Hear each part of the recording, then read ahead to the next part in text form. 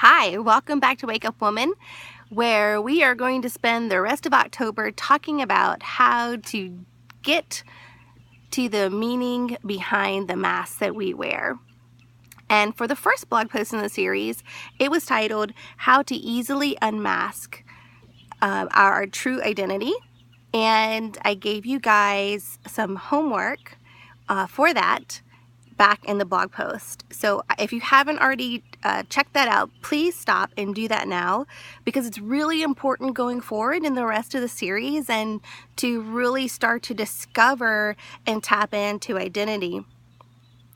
I was thinking about, okay, what can we do for October? And of course, it's the month with Halloween and fall is getting started, and it's so much fun. Like, I love Halloween, but we don't always celebrate it like maybe the rest of the world. But one of the things that I think about when I think about Halloween is masks. You just have to check out my mask. How you like that? I did not know this was a wrestling mask until my son pointed that out, but I think it's cool. But as women, we are all the time wearing masks, and those masks are a good thing and a bad thing. And as we go through the month, we're going to talk about that more and how to make those masks actually work for us, but when those masks aren't a good thing and when they are a good thing. So if we just kind of rewind a little bit back to the blog post, I asked you guys a series of questions, and one of the questions was naming a time when you felt like you were tapped into your true identity at its best. And I just wanted to share a little bit about that from my heart. I think for me, when I have truly felt the most Tracy Diane Clark Sanderson in the world is times that I am engaged in teaching and being creative and speaking. Like, during those moments, I feel like I am the most full doing the thing I was created to do, and I wanted that to be what you were looking for. That moment in life when you're just like, this is what I'm here for. This is me. This is so me right now. Now, those were things that I was doing, so those things don't necessarily define me, but I can identify with them in a way that makes me feel just full of life and purposeful. So then I had you do an exercise, and in that exercise I asked you to close your eyes and take a deep breath and just kind of connect with the idea that you can love a lot of things, but those aren't actually you.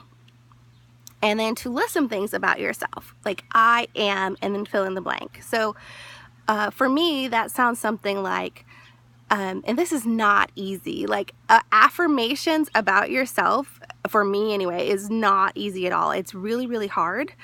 I think because it feels selfish in a way, but it's so important to be connected to the heart of who you truly are, because it makes you such a richer person. It makes you so much fuller and have so much more depth and have a place to operate out of that is so beneficial, not just only for yourself, but for the people around you. So it's actually a very selfless thing to do, to be connected with who you truly are.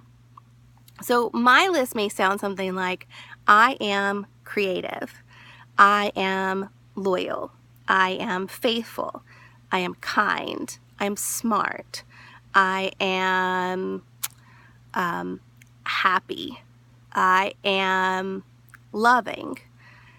So those things are part of me. That is part of my soul. And for me, and one of the things that's really, really important in my life is my faith. And I identify myself through my faith. It's a big part of who I am. It's a big part of my family.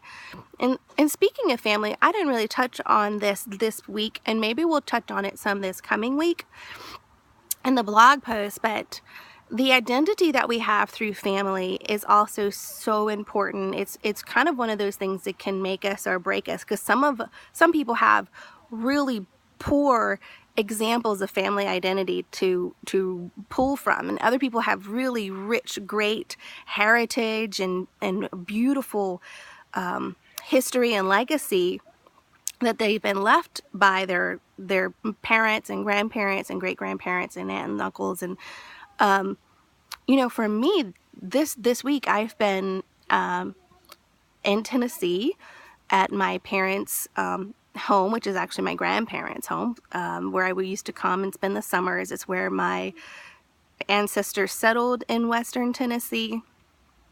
And even though I've never lived here, I have a sense of identity with this place. There's something that, it's a connection. There's roots.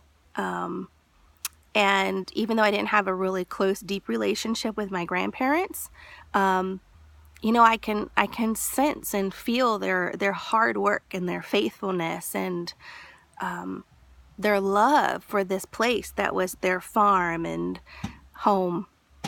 So anyway, I just kind of wanted to just talk a little bit about that, because I think a lot of people get caught up in not having a rich legacy or heritage in their lineage.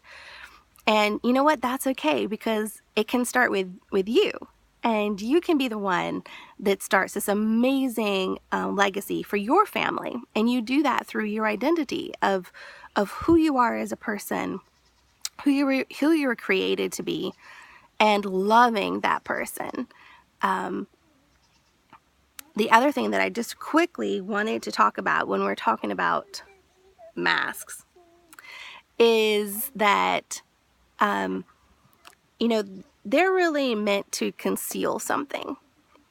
And as we go throughout the next couple weeks, we're going to talk about how, you know, there's pieces of you that probably should stay concealed. They're not for the entire world to have access to. And I believe in authenticity. I think people should be, you know, honest and as transparent as possible. But there's pieces and parts of you that aren't meant to be shared with everything. And I think there's a whole lot of hype around this whole everybody has to be authentic and anything goes kind of thing, because there's pieces of your heart that should be private. And there's things that are so sacred and so special that you should be able to pick and choose who and where you share that.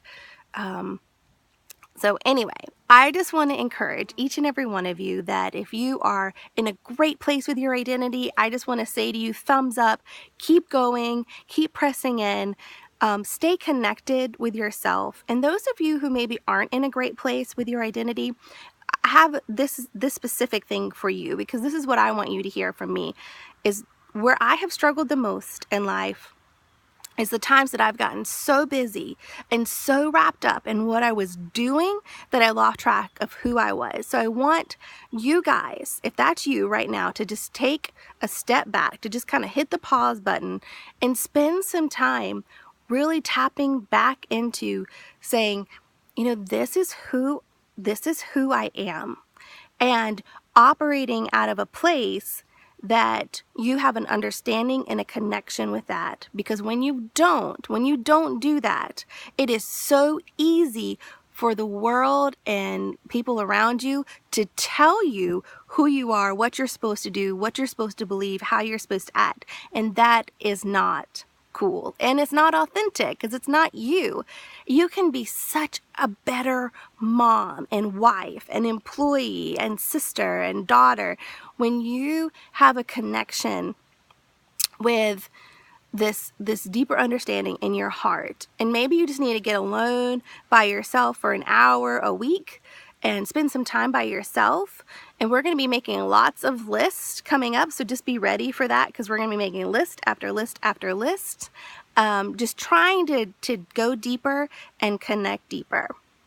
So if you're ready to go deeper, stay tuned for the rest of October. I've got 2 more parts, part 2 and part 3, that's going to be coming up, and we will check back in with the blog post and then with the video post. So stay connected with who you are and tapping into your true identity. And don't forget to love the masks and don't hide behind them too much. Have a great time and have a blessed week.